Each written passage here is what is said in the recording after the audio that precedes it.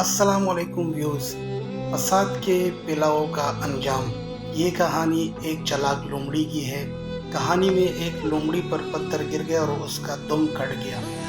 دوسری لومڑی نے اس سے پوچھا، تم نے اپنا دم کیوں کٹوا دیا ہے؟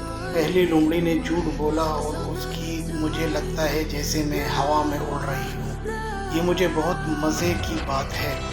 یہ سن کر لومڑی نے بھی اپنے دم کٹوا دیا، لیکن جب اسے شدید تکلیف ہوئی اور کوئی مزہ محسوس نہیں ہوا تو اس نے پہلی لومڑی سے پوچھا، تم نے مجھ سے جھوٹ کیوں بولا؟ تو پہلے والی لومڑی نے اس کو کہا کہ اگر میں تمہیں سچ بتا دیا تو باقی لومڑیاں اپنے دم نہیں کٹوائے گی اور ہم پر سب لومڑیاں ہنسیں گے۔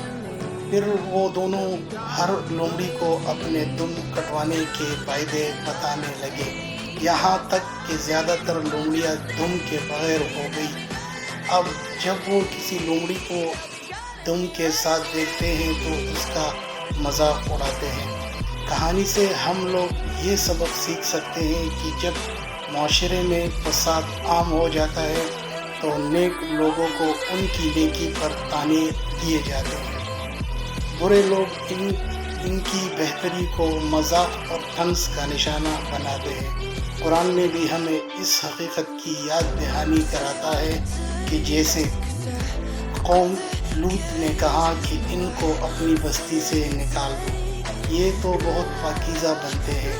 سورۃ الاعراف میں حقیقت کچھ اس طرح بیان کی گئی ہے، جب بدی غالب آ جائے تو اچائی پر طنز اور نیکی کو عیب سمجھا جاتا ہے۔